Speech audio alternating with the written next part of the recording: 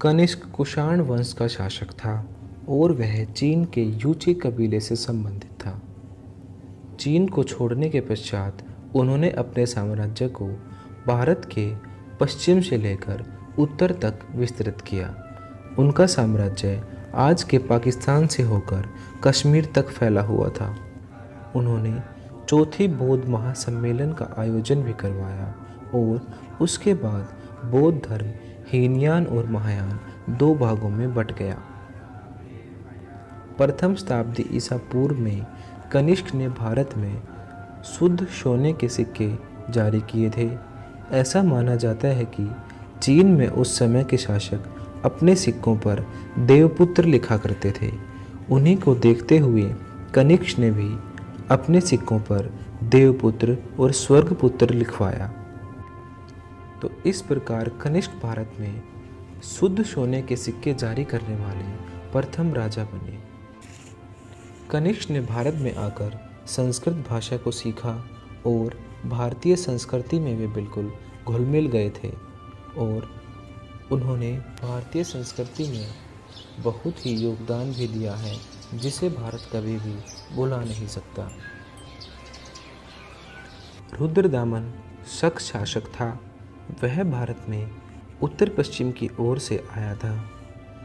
उस समय भारत में विदेशी शासकों को मलेच्छिया बर्बर कहकर पुकारा जाता था। मलेच्छिया बर्बर का मतलब है ऐसी भाषा बोलने वाला जिसकी भाषा केवल बर्बर लगे, यानी उसको कोई समझ ना पाए। विदेशी शासकों को भारतीय लोग ज़्यादा पसंद नहीं करते थे, परंतु रुद्रदामन और कनिष्क जैसे कुछ राजाओं ने भारत के लोगों के दिलों में अपनी एक बहुत महत्वपूर्ण छवि बनाई। रुद्रदामन विदेशी शासक था जिसने भारत में आकर संस्कृत सीखी और किसानों की सिंचाई की सुविधा के लिए सुदर्शन झील का पुनर्निर्माण करवाया। सुदर्शन झील के निर्माण के बारे में एक बड़ा अभिलेख संस्कृत भाषा में लिखा गया था। उसने उस लेख में चंद्रगुप्त मौर्य और अशोक, जिन्होंने उससे पहले सुदर्शन झील का निर्माण करवाया था, उनकी चर्चा भी की है। तो सुदर्शन झील का पुनर्निर्माण मौर्य काल में हुआ था, परंतु रुद्रदामन नामक शासक ने इस झील का पुनर्निर्माण करवाया था, यानी उसको दोबारा से ठीक करवाया और उसकी मरम्मत करवाई ताकि किसानों को कोई भी दिक्कत ना हो। ये सारी बातें हमें रुद्रदामन के अभिलेख, जूनागढ़ अभिलेख या हम इसे गिरनार का अभिलेख भी कह सकते हैं, से प्राप्त हुई हैं।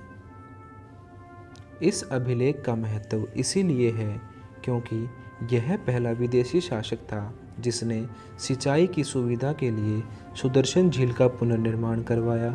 इसके साथ साथ भारत में आकर संस्कृत भाषा भी सीखी।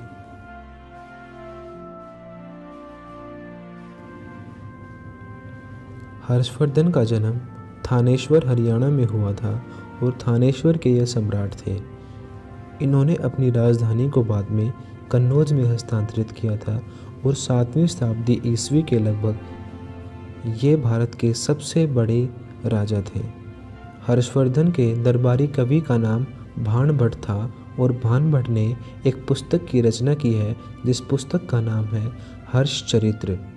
हर्षचरित्र संस्कृत भाषा में लिखी गई है और यह शासक हर्षवर्धन की जीवनी है।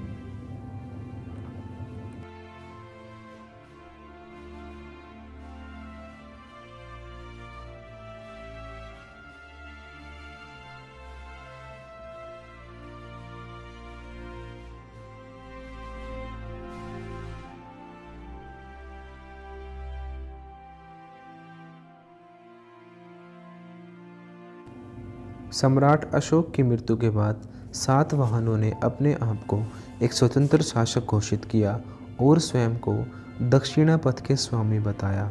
इन्होंने दक्कन भारत में अपना राज शुरू किया और ये पहला ऐसा राजवंश था जिसने भारत में शीशे के सिक्कों को जारी किया।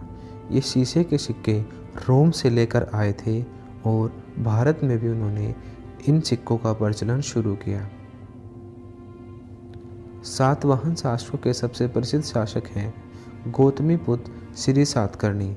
उनके समय पे यह राजवंश अपने चरम शिखर पर पहुंचा था। इस प्रकार हमने इस वीडियो में कुछ उन राजाओं के बारे में पढ़ा है जो कि मौर्य साम्राज्य के पतन के बाद उभर कर हमारे सामने आए और 12th क्लास के हिसाब से हमारे लिए महत्वपूर्ण हैं।